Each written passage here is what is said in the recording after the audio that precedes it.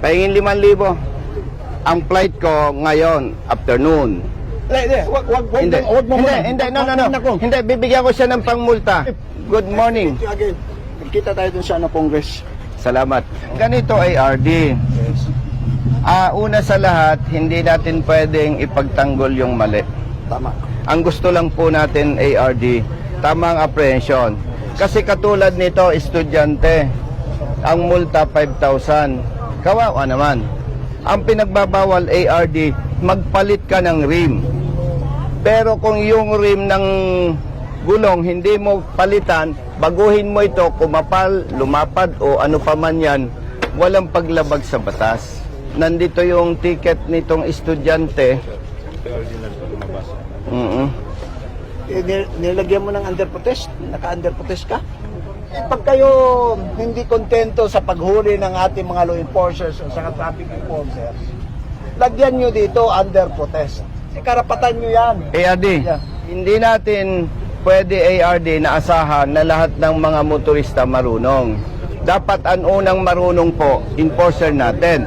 Meron dito ARD, kapareho ng sitwasyon, ang motor niya, yan oh. Pareho lang ang rim, hinuli din siya. Anong violation? Pareho din, modified tire. Ang multa 5,000. Yes. Pero hindi ko alam ARD, sino sa office ninyo ang nag-advise na maggawa ng affidavit of mechanic. Pag binasa po natin yung affidavit niya, walang ipinag-usapan na ginajustify yung sinasabing violation. Ang sinasabi dito, hindi niya kayang bayaran yung 5,000. Ibig sabihin, kung punto por punto, hindi ito valid ang justification. Tama po, sir. Tama po? Yes, sir. Pinagbayad siya ARD ng 2,000 lang without valid justification. Ang hinahabol namin dito on behalf of the rider, kung tama ang huli, huwag nating bigyan ng consideration. The problem is, mali ang huli, pinagmulta pa ng 2,000. Yan ang ebidensya. Pwede mo makapagsalita, sir? Yes. Sige. Ito po kasi, sir, is hindi po ito dito huli na under dito na office. Sa extension office po ito sa Tumblr. Tsaka ito po kasi, kaya po nagtaka kasi hindi po ako nag-require ng affidavit. Sige. May tanong ako sa iyo, brother, saan ka nagmulta? Sa extension Tumblr po. Hindi dito. Hindi po dito. Considering na technically under ninyo, showing the proof na may mali sa apprehension, andito kasi eh. Kaparehong-kapareho nito eh. Makakapag-decide ba tayo IRD about this concern? O doon na lang kami pupunta? Doon pa rin. O sige. Hindi na jurisdiction. O sige. Brother, pupunta tayo doon sa kabilang office. Ito lang estudyante ang ayusin natin. Modified tire, sir, binilagay na violation. Modified time. Siniga po, sir. And ARD, Daan na rin pa. Yes, sir. Mas pick up yun. Napalitan na siguro, sir, pero ang stand kasi ni sir is dapat, ang violation is if ang rim ang pinalitan. yes. Kasi kambihan ani mo wala pa. Ang tar po? Oo. Opo, kasi mahigit 1 taon na sa akin yung motor, sir. Hindi ako pagkaanda ko pa. Hindi po. Kano sa maganda ko ba? Itong 10. Pizza Jess. Hindi murag daan lagi ni. Dili kay bago mo bago kong ilis Baka gusto ninyong Tagalogin. Magani na pag ARD, baka gusto mo Tagalogin. Hindi, I mean po, ganito po yun. Hindi nyo pinalitan. o Hindi pa pinalitan? po, hindi pa po. Kasi yung pagpapalit ko po ng tar ngayon, 3 araw before, doon po ako nahuli. Kaya nga, so, Dahil matagal ako sa PNP, alam ko agad yung nagsisinungaling at hindi. Ngayon, ipagpalagay natin, baka nagsisinungaling siya. yes. Nasaan ang iyong enforcer?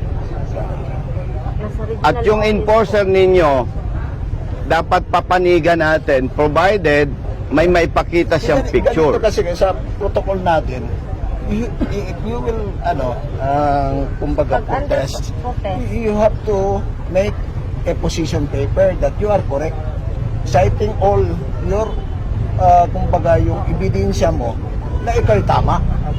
The burden of proof lies on you. No, no, excuse me, ARD.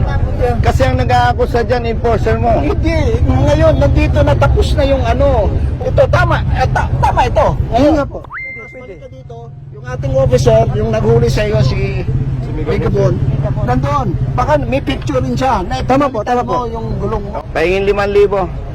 Ang flight ko ngayon, afternoon.